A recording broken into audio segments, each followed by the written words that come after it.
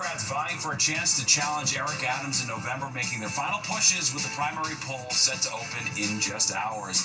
But we begin with the dangerous heat. Good evening. Thanks for being with us. I'm Steve Lacey. And I'm Natasha Burma. Much of our area is under extreme heat warning and an air quality alert as we deal with this summer scorcher. And tempers flaring in the heat at the boardwalk in Brighton Beach, Brooklyn. Police responding to reports of fights near Coney Island Avenue and 15th Street, all of it going down around 6:30 tonight.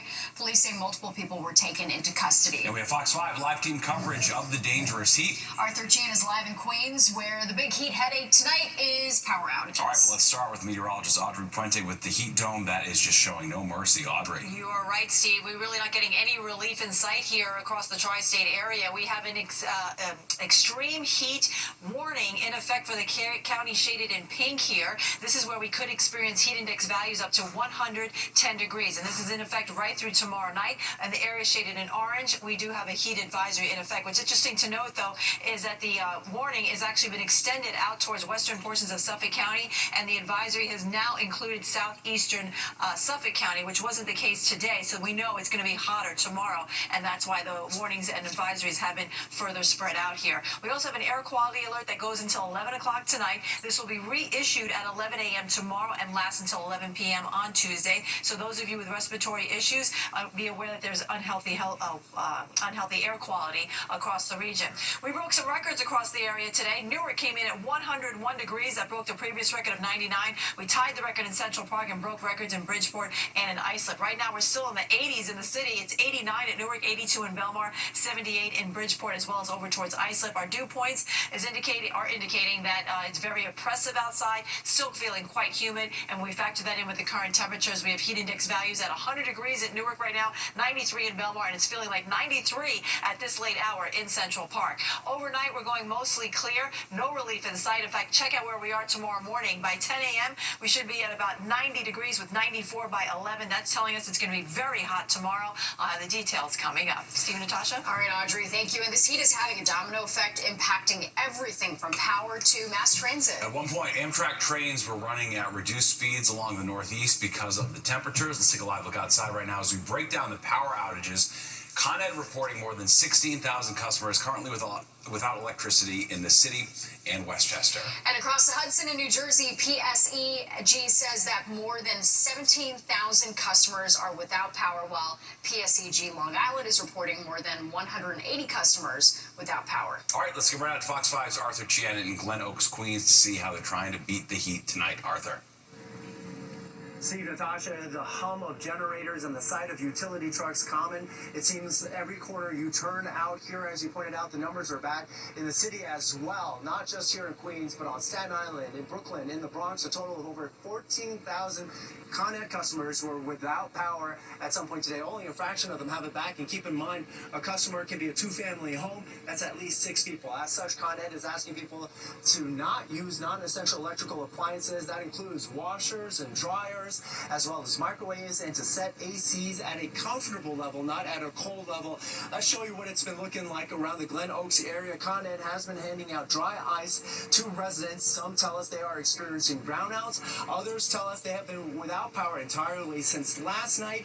We think about ACs not running, but refrigerators are a key out here with food spoiling. It is a hardship for families with kids and for the elderly. We talked to one woman who's out getting dry ice. She's got both a child and an elderly person in her home. We've already had at least 4 brownouts. I'm just concerned because I have a daughter with special needs and an elderly in-law who lives with us. We all remember Superstorm Sandy, and we went for 8 days without power, so... That's what's on your mind, huh? Oh, yes. I still, bought a food last night. I went to Costco. I didn't know that gonna happen. But as soon as I come back, there's no light. And, everything is getting bad. Are you just trying to cool out here? Yeah, I just came out from a house, try to get some rain. Is it nicer here or here? Yeah, it's nicer here. By the way, it was 94 degrees when he said that, so it's actually worse inside his house. Now, traffic lights have been out through a significant part of eastern Queens. We saw some close calls between drivers who didn't know who should go first. Now, in some cases, rows of businesses were also done for the day. Some owners tell us that customers were walking in and pivoting once they realized how hot it is and walking right out.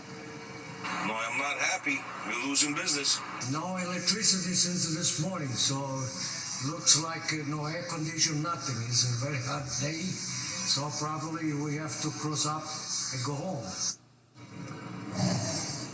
Again, at one point, over 14,000 customers in the city were without power. At one point tonight, it improved to 13,700, but there is a distinct feeling that the worst has yet to come. That's the latest from out here in Glen Oaks, Queens tonight. Arthur Chien, Fox 5 News, and Tasha, back to you. Yeah, so tough. All right, Arthur, thank you. Well, outdoor pools in New York City don't open until Friday, so many New Yorkers took to the beach instead, trying to beat the heat. Beachgoer is telling us how they plan to stay cool. I got my water spritzer bottle. I'm going to put ice cold water, ice from the bars over here, and I'm going to add cold water and spritz myself all day. I love this weather. I'm so happy it's here. I am ecstatic. This is nothing coming a weekend or a holiday. This is nothing, but it's you know, it's 10, 15 degrees warmer. I mean, cooler here than it is in the city. And with even hotter temperatures, tomorrow there are plenty of places with AC that you can pop into, like cafes and libraries and cooling centers across the city. And if you've ever wondered how the power companies prep for extreme heat, we're going to take you behind the scenes at PSEG Long Island, coming up here on the 10 o'clock news. And developing right now, President Trump taking to social media to announce Israel and Iran have agreed to a ceasefire. This comes after Iran at a U.S. base in Qatar, the retaliation for the U.S. strike on Iran this weekend. This also comes, this new video has been released of those B-2 bombers preparing for the strikes on the 3 Iranian nuclear facilities as part of Operation Midnight Hammer, which took place on Saturday night. All right, now the world is watching Israel and Iran. Let's get the latest from Fox 5's Linda Schmidt, who's live in the newsroom tonight. Linda. A lot of big news going on here today. Well, the president congratulating both Israel and Iran for what he called, quote, having the stamina, courage, and intelligence to end the 12-day war. The president posting on Truth Social, in all caps, congratulations to everyone. It has been fully agreed by and between Israel and Iran that there will be a complete and total ceasefire. President Trump saying it will be phased in over the next 24 hours or so after both countries have completed their final missions against one another that are currently in progress. He goes on to say, quote, God bless Israel, God bless Iran, God bless the Middle East, God bless the United States of America, and God bless the world. Vice President J.D. Vance on the Fox News Channel tonight saying that Iran realizes a ceasefire is the country's only real choice. I think what the Iranians have shown very clearly is they don't want this war to go on for much longer. Their air defenses have been totally destroyed. Their conventional missile program has been largely destroyed. And, of course, their nuclear program has been obliterated. And the president's ceasefire announcement came just hours after Iran launched a limited missile attack on a U.S. military base in Qatar in retaliation for the U.S. bombing 3 of its nuclear sites over the weekend. According to U.S. officials, the Iran missile strike did not cause any injuries or deaths. In fact, President Trump saying that Iran gave the U.S. advance warning that it was going to fire the missiles, and he thanked Iran for the heads up. There are also multiple reports that this was Iran's way of retaliating and also saving face at the same time, and that it coordinated the attack with Qatari officials in order to minimize the possibility of casualties. Qatar successfully intercepted the missiles. Well, Fox 5 spoke with a military expert who is skeptical about a ceasefire between Iran and Israel. This is the president trying to get back to the negotiation table.